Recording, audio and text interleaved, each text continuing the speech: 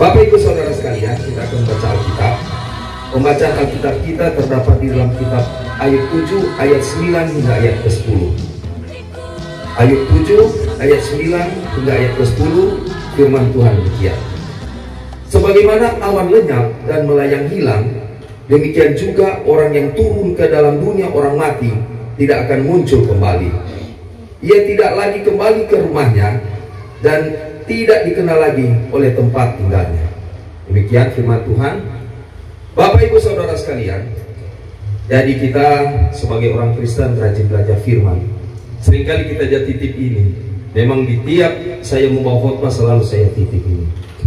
Karena waktu kesempatan yang Tuhan berikan dalam kehidupan kita harus gunakan sebaik-baiknya.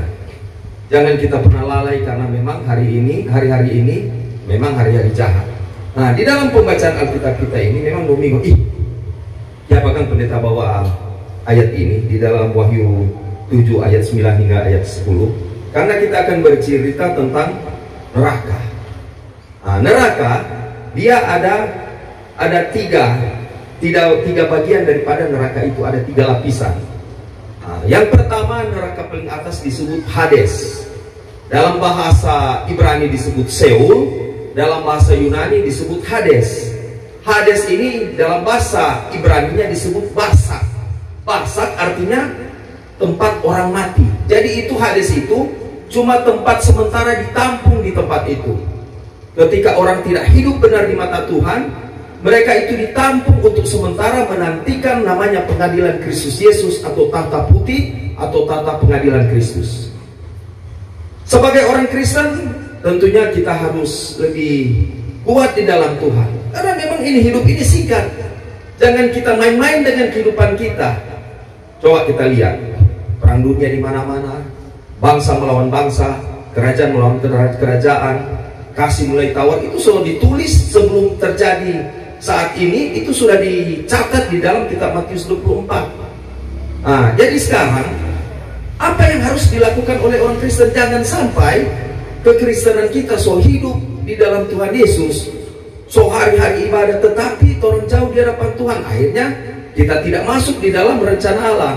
Sehingga orang mendengar di dalam Wahyu 20 ayat 15, dan setiap orang yang tidak ditemukan namanya ditulis dalam kitab kehidupan itu, dia akan dilemparkan ke dalam lautan api itu. Nah, kembali kalau berbicara Hades, Hades ini adalah tempat penderitaan yang luar biasa. Ketika orang mati, soalnya tidak ada lagi mau bilang mau pertobatan apa? Karena apa? Karena pintu anugerah, kesempatan waktu di dunia itu sudah tidak ada lagi.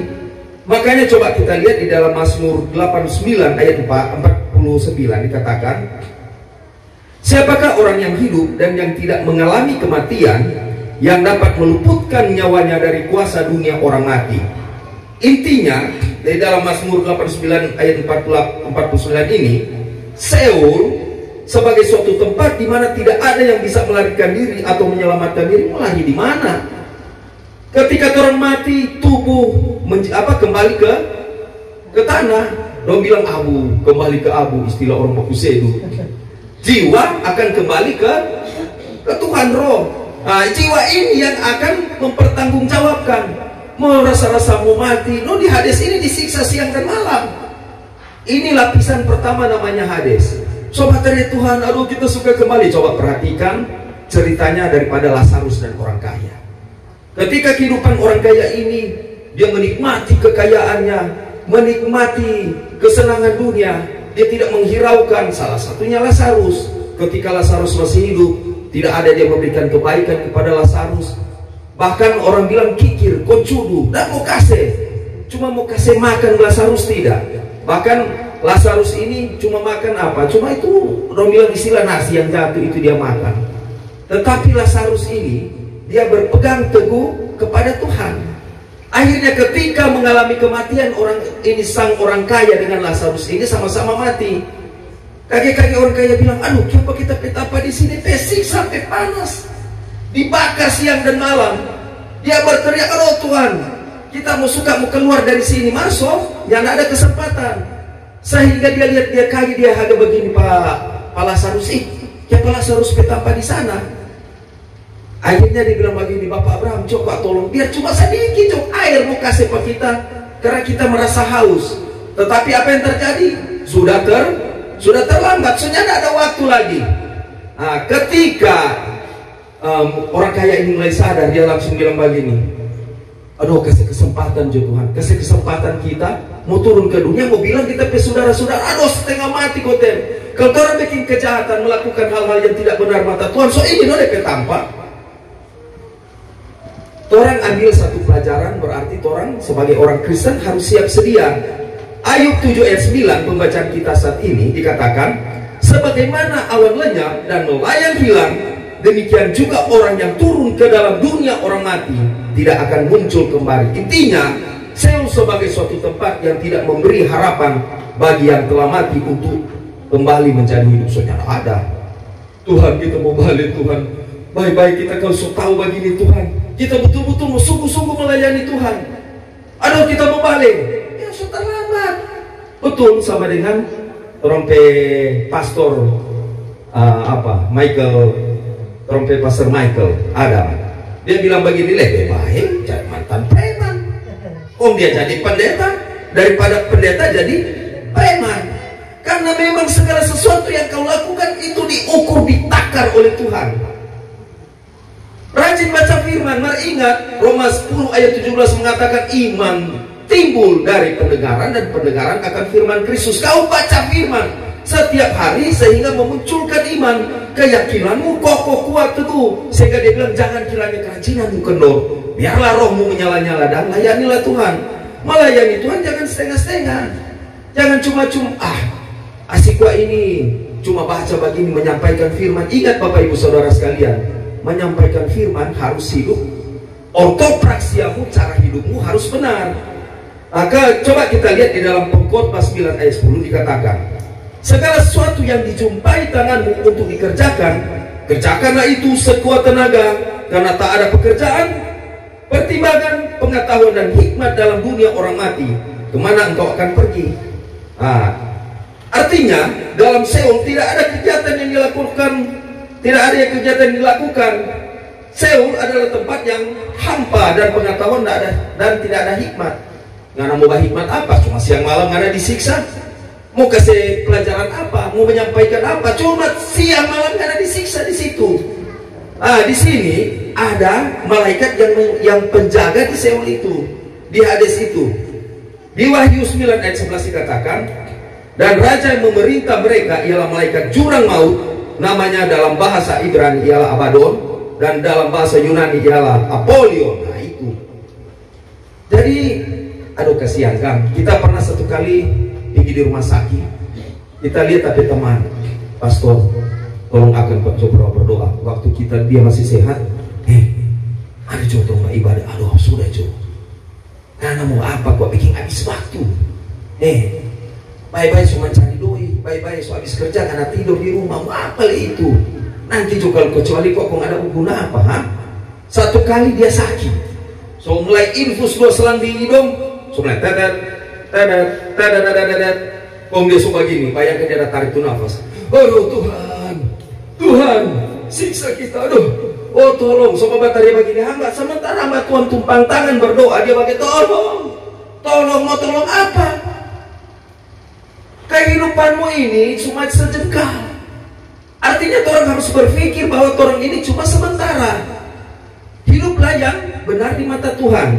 Selanjutnya neraka bagian kedua, yang tadi bagian atas namanya Seol atau Hades atau alam barzakh. Lapisan yang kedua yang ada di tengah ini disebut Gehenna. So itu nama neraka. Ini Gehenna ini itu disebut Jahanam. Lebih soe daripada yang lapisan pertama DP penderitaan. Aduh siksa sekali. Makanya di situ kalau orang baca kitab Wahyu, maka maut beserta kerajaan maut akan dilemparkan ke dalam lautan api, itu namanya Gehenna. Jadi semua ada ukurannya. Kemudian kalau orang lihat coba di dalam Matius 25 ayat 41 dikatakan, dan ia akan berkata juga kepada mereka yang di sebelah kirinya, nyala dari hadapanku hai kamu orang-orang terkutuk, nyala ke dalam api yang kekal yang telah sedia untuk iblis dan malaikat-malaikatnya. Nah, jadi neraka sebuah tempat terpisah dari Tuhan. Gambaran neraka menurut Kristen di hari penghakiman, Yesus akan bersabda untuk semua orang yang tidak melakukan pertobatan dan tidak percaya. Dalam bahasa Yunani sabda itu rematon, rema. Makanya banyak hamba Tuhan minta maaf, seringkali dia berdoa, kiranya firman-Mu itu menjadi rema. Dalam bahasa Yunani disebut rema. Firman ada dua pengertian, ada yang disebut logos, ada yang disebut rema. Orang bilang, no, apa bedanya dua itu? Kalau logos itu perkataan Allah, firman Allah yang keluar dari mulut Allah. Allah berfirman. Kalau Yesus bersabda. Jadi begini, en arche en hologos, kai hologos en prosoteon, kai theos en hologos. Yohanes 1 ayat 1. Pada mulanya adalah firman. Firman itu bersama-sama dengan Allah dan firman itu adalah Allah. Itu disebut logos. Jadi ada rema, rematon asal. Jadi di sini di dalam ayat ini memang penderitaan luar biasa. Banyak itu malaikat yang disimpan di Tartarus. Dalam bahasa Yunani Tartarus disimpan sementara, dilemparkan ke dalam lautan api itu. Bayangkan itu iblis. Orang itu orang bilang apa? Asik tahan api. Mari yang kedua di Gehenna ini lebih panas. Nah, kemudian di Gehenna ini kalau kita lihat sekarang di Gehenna ini, saya pernah lihat ulat belatung. Ulat belatung itu saya bilang kalau ada bangkai-bangkai binatang dan ada anjing mati, manusia mati. Nah, itu ulat belatung itu dia masuk keluar. Maka dia mau makan daging manusia, daging binatang untuk disantap. Nah, ini ada. Kalau di Gehenna ini ulat belatung ini tidak mati. Walaupun ada api yang begitu belerang yang ada di dalam Gehenna ini, tetapi ulat belatung tidak mati. Jadi istilah ini lautan, ulat belatung saja sih, coba pakai dalil. Markus 9 ayat 47 sampai 48 dikatakan, dan jika matamu menyesatkan engkau, cungkilah, karena lebih baik engkau masuk ke dalam kerajaan Allah dengan bermata satu daripada dengan bermata dua dicampakkan ke dalam neraka, di mana ulat-ulat bangkai tidak mati dan api tidak padam. Notakis akan jo. Aduh Tuhan, aduh tuh ulat suka keluar, aduh. Ada yang keluar di mulut, ada di mata, ada di telinga. Mau kasih keluar bukan cuma satu dua, banyak. Karena di dalam itu ulat belatung hidup di dalam Gehenna itu. Tuhan so siksa kita, soalnya ada waktumu. Makanya kesempatan Tuhan berikan. Makanya Yesus katakan seperti ini, ego emi he hodos kai he alateia kai he zoi odes archetai proston patere emedi emo. Ini bahasa asli di dalam bahasa dalam Alkitab Perjanjian Baru, bahasa Yunani, artinya akulah jalan kebenaran dan hidup. Tidak ada seorang pun yang bisa sampai kepada Bapa tanpa melalui aku. Yesus Kristus, Yeshua HaMashiach ben Ha Elohim, dia adalah anak Allah. Dan Yesus Kristus itu adalah sang juru selamat umat manusia. Tanpa Yesus Kristus kita tidak akan turut diselamatkan. Semua manusia di dunia ini tidak akan diselamatkan. Makanya dikatakan temalion gar alon odes dunatai tenai paraton temanon hos estin Yesus Kristus. 1 Korintus 3 ayat 11. Tetapi tidak seorang pun yang dapat meletakkan dasar lain daripada dasar yang telah diletakkan, yaitu Yesus Kristus. Semua dalam Yesus Kristus, menghadapi kebahagiaan, keselamatan, sukacita, segalanya itu berpusat kristosentris, berpusat pada Yesus Kristus. Ingin selamat berarti kau harus berteosis, menyatu dengan Kristus Yesus, baru kau bisa selamat. Baru orang bilang sekali selamat tetap selamat. Maka kalau anak dalam Tuhan, dia nggak bilang sekali selamat tetap selamat, sekali Yesus tetap Yesus. Yesus bilang, aku tidak mengenal engkau, pergilah kau si pembuat kejahatan. Jadi orang Pak Kelo ini, Pak Michael, di mana-mana dia melayani, kemarin juga di Sogel. Jadi sebenarnya bukan nanti sekarang, selama beliau dulu masih banyak kita khotbah begini, masih dong bilang dari seberang sana, orang seberang, ketika masuk Kristen sama-sama dengan beliau melayani Tuhan. Tetapi saya bersyukur, berterima kasih dapat teman. Waktu dapat kemari, mari kita bilang, jangan lupa mau melayani Tuhan orang. Jadi orang sini ada gunanya. Datang ibadah begini biar cuma sedikit, tidak masalah. Karena biar cuma beberapa orang, ini ada Tuhan, ada malaikat-malaikat Tuhan. Kau harus memberi dirimu, memberi hidupmu. Karena Tuhan itu butuh engkau, bukan membutuhkan yang lain. Tuhan membutuhkan bagaimana kau memberi dirimu untuk apa? untuk membuka hatimu, menerima Dia sebagai Tuhan dan Juru Selamat. Ketika kau hidup di dalam Tuhan, berarti perbaikilah cara hidupmu. Ortolatria, orang mengikuti ajaran lurus dan benar. Baca Alkitab, karena ajaran yang benar adalah dalam firman yang dikanonkan, yang dipakamkan, yang ditulis oleh para rasul. Ortolatria, ibadah yang benar. Sehingga orang bilang, Yohanes 4 ayat 24, Allah itu roh, orang siapa menyembahnya harus menyembahnya dalam roh dan kebenaran. Sehingga orang bilang, Kurios, satu Tuhan, Mia Pistis, satu iman, baptisan. Sehingga orang menyanyi lagu, ku tak pandang dari gereja mana. Karena patronnya ada di dalam Alkitab. Semua ini dipersatukan dalam firman Tuhan, di dalam ajaran Rasul, di dalam Alkitab. Kalau orang baca cerita dokter, mau kudapat. Tetapi kekristenan itu dipersatukan karena firman Alkitab ini. Gereja berdiri di 33 Masehi. Para rasul, bapak-bapak gereja kita, bagaimana dari mereka berjuang mempertahankan sehingga gereja bangkit. Ketika dia bangkit, maka disitulah besorat Injil itu tersebar di mana-mana. Nah, kemudian kalau kita baca di dalam Matius 13 ayat 41 sampai 42 dikatakan, Anak manusia akan menyuruh malaikat-malaikatnya, dan mereka akan mengumpulkan segala sesuatu yang menyesatkan dan semua orang yang melakukan kejahatan dari dalam kerajaannya. Semuanya akan dicampakkan ke dalam dapur api. Di sanalah akan terdapat ratapan dan kertak gigi. Nah, di neraka ini, di Gehenna ini, akan ada kesengsaraan, amarah dan frustasi. So siksa kita. Padahal so nak mau mampu kita ya. Nggak mau kata dia begitu, so nak mampu. Nah, yang ketiga, ini mungkin pendek-pendek, memang panjang kalau kita mau bahas. Yang terakhir, jurang yang tak berdasar adalah bagian neraka yang paling dalam. Jadi di tempat ini terdapat lautan api dan belerang, di mana para jiwa yang berdosa direndam dalam lautan api itu. Kemudian di tempat ini Allah memenjarakan si naga atau iblis yang akan dilepaskan pada masa 7 tahun penderitaan. Ini so paling terakhir, paling bawah. Jurang tidak ada dasar, notakis akam juga. Nah, itu memang sudah so habis, so terakhir. Jadi di sini berarti orang harus bersiap-siap, harus mempersiapkan diri kita. Cuma Tuhan Yesus itu adalah keselamatan manusia. Dia itu yang punya, dia yang pegang kunci alam maut, jurang alam maut dia pegang, dan dia pegang kunci surga.